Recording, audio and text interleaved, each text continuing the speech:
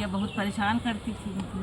तो बेटा चला गया, बाहर चला गया नौकरी करने, तो बहुरिया खाना पीना नहीं, बूढ़ा बहुत परेशान करती थी। तो एक कुआं था, उसी जाके बैठ के रोती थी।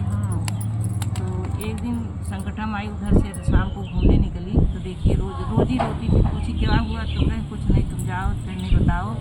इन्होंने कहा कि हमारी बहुरिया बहुत परेशान करती है, हमारा बेटा परदेश चला गया है, अब खाने पीने का नहीं देती है। तो कहीं कि ऐसा करना कि तुम संकटा मैया का सुहागिनी खिला दो, तो उससे तुम्हारा संकट कुछ कष्ट कम हो जाएगा। तो ठीक है। तो फिर सब जोड़ बटोर के बुलाएं, सुहागिनी खिलाने लगी। तो लड्डू बनाए, सबके बताए गए। हाँ 9 हो जाए ना।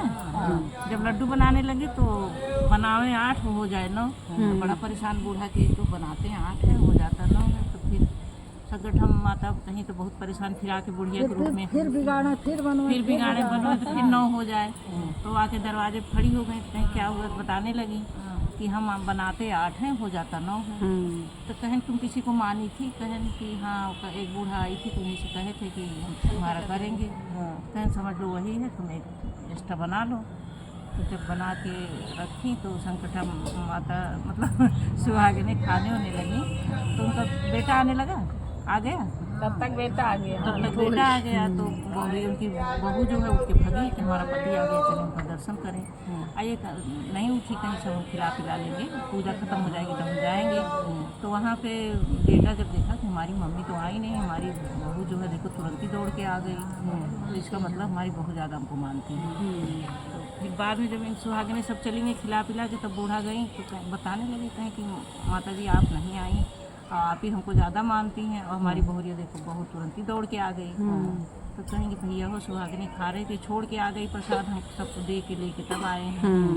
तो फिर बेटे के समझ में आ गया, तो जो है माता जी को अपने मानने लगा। उसके बाद बहुत बताए कि ऐसे ऐसे हमको करती, तो उसको निकाल दिया अपनी बीवी को।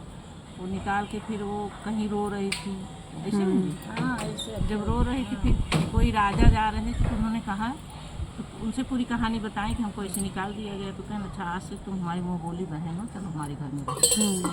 तो वहाँ गई तो रहने लगी। फिर उसके बाद ये बूढ़ा हमको लगता फिर उनका दिमाग पलटा कि जाओ अपने बहू को ले आओ। तब बेटा ढूंढते ढूंढते राजा के यहाँ गया। तो राजा से बोला कि हमारी बहू है, तो बताए क्यों इतना परेशान किया, बताए हमारी माँ को परेशान कर, इसका पूरा हो गया, चलो हमारे साथ चलो। तो वो फिर रानी जो है ये संकटा मैया दुर्दुरिया की करने लगी, तब वो आया था। हाँ तो जब रानी कहीं कि ये क्या है, उसको प्रसाद दे दी, तो रानी बोली कि इतना कड़ा कड़ा वो लड्डू रहता ना, नहीं कौन प्रसाद खाएगा, हम इसको नहीं खाते, इसको दे दिया, मतलब किसी को दे दिया। अब इनके घर में गरीबी आना शुरू हो गई, या ये चली आई इधर। तो नहीं जाने के टाइम कहीं कि हमको कष्ट था तो हम आए, तुमको कोई कष्ट हो हमको बुला लेना, बिटिया बोली तुम आ जाना मेरे। हाँ तो हमारे घर अगर तुमको कोई परेशानी हो तो तुम हमारे घर आ जाना। अब इनके घर में धन संपत्ति सब हो गया, ये गरीब हो गए राजा।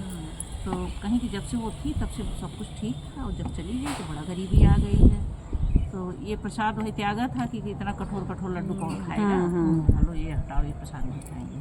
तो जब वहाँ गई तो बताने लगी तो कहीं कैसे किया था, फिर संकटा माता को सब बताई कि ऐसे ऐसे हमने किया था। तो आके हमारा कष्ट काटी था, हमारा पति आया, हमको ले आया, हमको मानने जाने लगा। रानी फिर यहाँ आके संकटा माता की दुर्दुरिया करी। फिर रात में सपना आया उनको, रात को सपना आया, आप कहो फिर हमको बस हो गई। फिर रात को सपना आया, अपने फिर घर इन्होंने जाओ। संकटा माता को यही सुहागिनी खिलाया। तब राजा का भी स्थिति ठीक हो गई। फिर बोली कि जाओ आप अपने घर जाओ, उनको सपना हुआ तुम्हारा सब कुछ ठीक हो गया। वहाँ जाके सुहागिनी खिलाना, वहाँ जाके संकटा माता का खिलाना सुहागिनी, और फिर राजपाट और जय संकटा माता।